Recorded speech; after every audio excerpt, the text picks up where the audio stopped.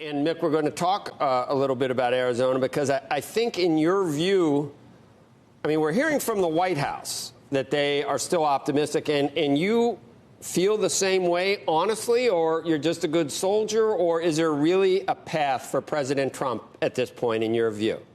Yeah, no, that's a fair question. And Frank's a good friend of mine, and he encourages me to be clinical and disinterested when we talk about math. And I think that's the right way to look at it. So here's why I still think the president wins Arizona. As of yesterday, the president was down by about 93,000 votes. Overnight, there were 2 additional counts, new data dumped in Arizona.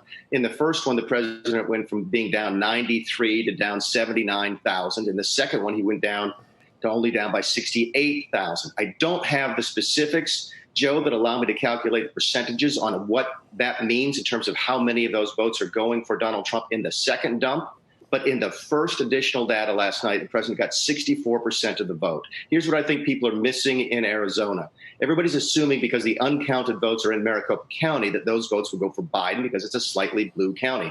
What they're missing, I think, is the unique way that Arizona is counting their ballots. It's a last in, last out system. And most of the folks who are still uncounted are folks who submitted their ballots, walk-ins, over the course of the last 2 or 3 days, which have been heavily Republican. In fact, so Republican that David Schweikert, the local member of Congress there last night, moved ahead in his race and is likely to stay there. So, yes, I think Arizona is a very fluid situation from a disinterested mathematical perspective. Right. And of all places, I was in shock. I saw a CNN analysis that if it were to stay like what you just described from the previous most recent dumps, those 2, that he would catch him. But it devil's in the details, and it depends still on where these last remaining votes are coming from. And in your view, you just made the case that it's not where, it's what kind of ballots they are. So that's where you're getting. That's the exact point. It's not where at this point, it's when. And again, Arizona uniquely doing last in, last out. All right. Well, it's all moot if the Keystone State and all those votes coming in from Philadelphia put the vice president ahead there. What is your view on what's happening? It sounds like you still talk to people in the Trump administration. So what is the current thinking about Pennsylvania? What can you give us that we don't know? I have talked to folks in the campaign. I've talked to folks outside the campaign who are doing this sort of mathematical analysis. And what they're saying is that a lot of it just depends on how many of those votes are in Philadelphia. And are all the votes known at this point? If that's the case, and it's a fixed universe of votes, and it looks like it's not possible for Joe Biden to catch up. I think Becky made the point earlier today that there's just not enough votes left uncounted in Georgia, for example, to allow Joe Biden to catch up there. The same analysis might exist in Pennsylvania if the universe of votes is set.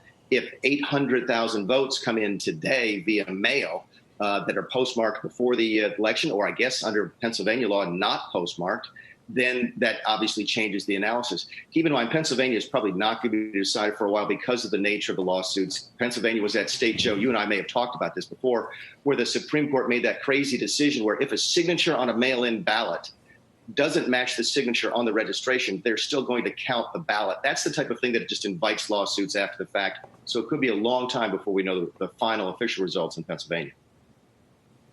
Hey, Mick, if the count is done, the votes are counted, the legal lawsuits or the legal suits are kind of run through and decided, and if the vote goes for former Vice President Biden, what would you recommend that President Trump do at that point? Because some of the comments he's made to this point have been fairly concerning about whether he would accept defeat and whether he's going to cast aspersions on whatever results come in if it's not in his favor. Yeah, I don't think I'd have to make a recommendation because I think I know what the president would do anyway. But you ask a question, I'll give the answer, which is I recommend that he accept a peaceful transition of power, which I think he would do absolutely anyway. Look, the president is a fighter. There's no question about it. And you will see him fighting down to the very last. That's why you saw him mention the Supreme Court in his speech, in his presentation the other night. They are going to fight this out to the very end, and they should. I mean, 65, 68, I don't know how many millions of people voted for them.